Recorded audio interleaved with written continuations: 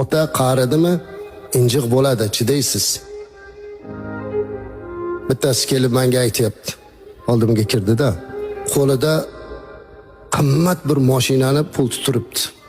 Ustidagi kiyim ham falon pul, eng yaxshi brendlarda o'tiribdilar.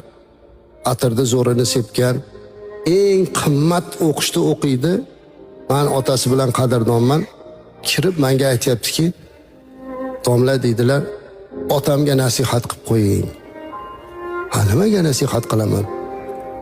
Juda injiq bo'lib ketdi. O'tirsak, o'poq tursak, so'poq, men bilan ham, xotinim bilan ham hammaga baqirgan, chaqirgan, shunaqa injiq gap ko'tarmaydi, shunaqa bo'lib ketdi. Siqilib ketyapman. Men aytdimki, bu mashinani o'zingiz oldingizmi? Yo, otangiz olib berdimi? Otam olib berdi. O'qishingizga kontraktingizni kim to'laydi?